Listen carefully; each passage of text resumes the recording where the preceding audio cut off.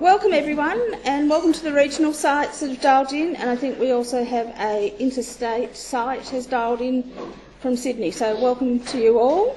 In opening this forum, I'd like to acknowledge that this meeting has been held on the traditional lands of the Noongar people.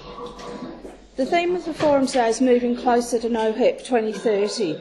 Last year, around this time, we had a forum and the theme was moving towards No-HEP 2030 as No-HEP, which is a global movement to eliminate viral hepatitis by 2030, had just been launched. That movement was launched calling on people across the world to unite and take action to make the elimination of viral hepatitis a reality. So we're updating today on how we're going with progressing towards that goal in Western Australia. I think someone in the regions may need to mute their line. She doesn't know. Oh.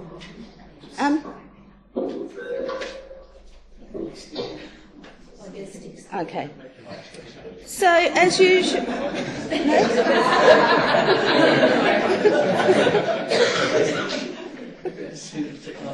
Okay, we'll carry on anyway, and as usual we'll be starting with an epidemiology update presented by Kelly Mitchell and Byron Minus, who are Senior Research Officers with the Epidemiology and Surveillance Program here at CDCD.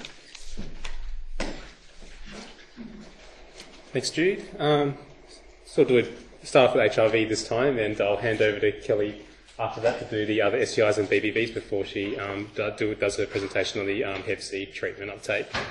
So we're looking here at the notifications data for the July to June 12-month period.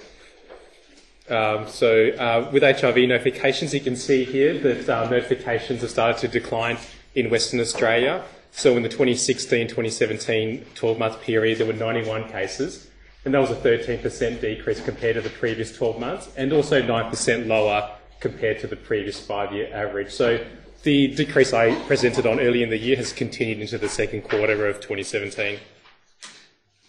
Now, if we look at the notification rates by sex, the male notification rate showed successive increases, but in the last 12 months we did see notification rates in males decline for HIV, decreasing from 7 down to just over 6 cases per 100,000 men. As for the female rate, that's declined in the last 2 12-month periods from 1.4 to 0.5 cases per 100,000. So that recent decrease we've seen in HIV was seen in both males and females, particularly in the most recent 12-month period. So if you look now at the notifications by exposure category, you can see quite clearly there that the recent decline has been due to a decrease in cases we've seen among men who have sex with men. So since 2014-2015, those numbers have decreased from 72 to 54 cases, overall representing a decrease of 25% in that period. We also saw a decrease in female heterosexually acquired notifications in that time, a much smaller decrease, but there was a 10-case decrease in the last 2 years, and that decrease was mainly seen due to a decline in cases seen in women from sub-Saharan Africa. So I'll just finish off the HIV data by just looking at some of the trends behind the MSM decrease. So firstly, if we look at the MSM HIV diagnoses by stage of infection, you can see here that the decrease in the last 2 years was mainly seen in those with newly acquired infection. On the other hand, MSM with unspecified HIV has actually increased over time. So in the last 2 years, the majority of new diagnoses have been unspecified, which basically means these are men who didn't have any recent testing history in the last 12 months prior to their diagnosis. So even though overall numbers have gone down, most new diagnoses in MSM are among men who, I guess, weren't testing regularly or didn't have any recent history of previous HIV test. Just to finish off, I've broken up the MSM data by age group. And you can see quite clearly here the decrease we've seen in the last 2 years has mainly been seen in the 40 and above age groups. So in the 2014-2015 period, you can see by the purple and blue graphs there, the 40 and plus age groups made up around 40% of new diagnoses. So over time, that has actually decreased by about 50%. So in 2016-2017, those aged 40 years and over made up just 20% of all cases, while cases in the 20 to 29 and 30 to 39 age groups made up the majority of new cases in the current period. So even though we've seen numbers decline overall, that's mainly been confined to the 40 and above age groups. That concludes the HIV part. Any questions before I hand over to Kelly? Lewis. Can I just ask about the male heterosexual cases, which had a significant increase lately? Are they acquired overseas or...? Mostly acquired overseas, but a mix. We get the overseas-born people who acquired overseas, but we also have a consistent number of men from Australia acquiring it in Southeast Asia as well. But it is nearly all acquired overseas? Yes, predominantly, yeah. Okay, thank you. Oh, how do you unmute that?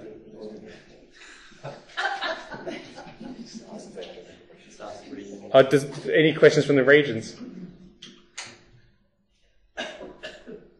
No, sorry, except that Libby, can you mute your microphone, please?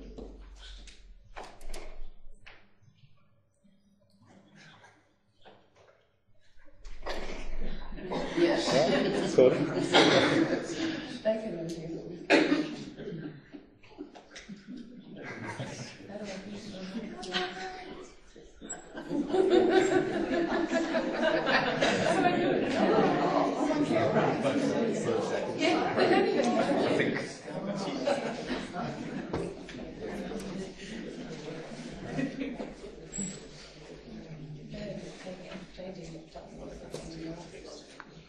Okay, thank you, Byron. Okay, so first of all, we'll start off looking at the infections that we receive a large number of notifications for. So in the current time period, we look at chlamydia notifications. They remain quite stable in comparison to the historical average and also the previous 12-month period. We've seen large increases in gonorrhea notifications, and that's something that we'll focus on in more slides to come. That we saw small decreases in unspecified hepatitis B and small increases in unspecified hepatitis C. If we look at the infections we receive a smaller number of notifications for, we've seen large increases in infectious syphilis notifications, decreases in newly acquired hepatitis B, and also in newly acquired hepatitis C. So if we look at gonorrhea notifications by exposure category, most of the increases occurred in the metropolitan area amongst those with a heterosexual exposure, particularly amongst females. The majority of those were non-Aboriginal. The average age was about 28 years, and the majority had no history of a previous infection. There was also a continuing low proportion who reported current sex work and who tested positive via throat and rectal swabs. So I thought it might be useful to break down the trends over time in the metropolitan area by exposure category. And you can see that historically most of our notifications were amongst heterosexual males, so that's the red line. We saw a bit of a spike in notifications amongst MSM in the first quarter of 2014, and then from the first quarter of 2016 onwards we've seen a continuing increase in notifications amongst females. We have continuing low numbers of notifications amongst MSM who report sexual contact with both males and females. So the idea that the increase amongst females might be driven by bridging from the MSM population, doesn't seem to be much evidence for that idea. So swapping over to infectious syphilis, the increase is really all amongst metro MSM. Again, most of those had no history of a previous infection, and about half of them were diagnosed in the early latent stage of infection. If we look at trends over time, most of our infections have always been amongst MSM who have reported contact with only males. Notifications really increased in the first quarter of 2016 and peaked in the third quarter of 2016. Another reason behind the increase in infectious syphilis notifications is the continuing outbreak in the Kimberley region. Since the outbreak began in June 2014, there have been 127 notifications. Most of those are amongst Aboriginal females, and we reached a peak in the first quarter of 2017. So before I go into the Hep C treatment uptake presentation, does anyone have any questions about? Yes? I'm not sure if you know, but with the notifications that have gone around amongst people who are engaging in sex work, do you know if most of it was oral or most of it was anal, or you're not sure? Do you know if it was from sex work or if it was in their private lives? I don't know if you... We don't have that much information on the enhanced surveillance form about whether it was acquired via work or in their private life. We have so few notifications amongst sex workers, so 4 or less per year, that it's quite hard to sort of make any conclusions about trends in site. Okay, thank you. Okay. So hepatitis C treatment uptake in WA. So can I ask one more question? Do you know how you're saying the syphilis in the regions is mostly very high, it's high among women? Is it because men are not getting tested for it? Or is that is that? Our testing data is lagging at the moment, so it's hard to make a definitive conclusion about that. Okay, thank you. Okay, so in March last year, there were new treatments introduced for the treatment of chronic hepatitis C, and they were listed on the PBS. The benefits of those treatments are that, in comparison to interferon-based treatments, they require shorter oral-based treatment regimes. They have little to no side effects and they're highly curative. And listing on the PBS means that they're available at a much lower cost, and they're now available without restrictions based on a patient's stage of liver disease, whether they've had previous treatment or in terms of current injecting behaviours. They can now also be prescribed by GPs who have experience in treating Hep C and or in consultation with a specialist who has experience in treating Hep C. So together this means that more people should be able to access treatment, and those who do access treatment are more likely to be cured. So we conducted a baseline report just to see what the uptake of treatment was in that initial period from March to September 2016. And we really focused on patient demographics, treatment regimes, dispensing and prescriber characteristics. So in terms of overall treatment uptake, so historically in Australia, treatment rates have been really low. So in 2015, there were about 2,000 to 4,000 people with chronic Hep C who received treatment. There are 2,000 to 4,000 people who received treatment. That's about 1 to 2% of the population with chronic Hep C. In 2016, there were over 20,000 WA residents living with chronic Hep C infection. And there were about 1,800 residents who initiated treatment during that time period. That's about 9% of the population living with chronic Hep C in WA. I think that increase is really impressive, especially given that WA has the lowest per capita rate of GPs in Australia and the second lowest per capita rate of specialists in Australia as well. So if we look at the uptake by month over that time period, with the national data, there was a really sharp increase in March, and that declined quite rapidly after that. And that was thought to be a result of patients and specialist clinics kind of holding off on starting treatment until these new treatments became available. And that's not really a trend that we've seen in WA. So our uptake fluctuated sort of over that time period with an overall slight decrease. The highest initiation rates were amongst males. I skipped one. Were amongst males, and over time there was an increase in the proportion who initiated treatment who were under 50 years of age, and particularly under 40 years of age. And that's significant because that more closely matches our notification data. To me, this is one of the most significant findings. So we correlated the rate of initiation against the notification rates for Hep C by region. So we found that in the regions that had high notification rates, they also had high initiation rates. So in other words, treatment is being taken up by the areas that needed it the most.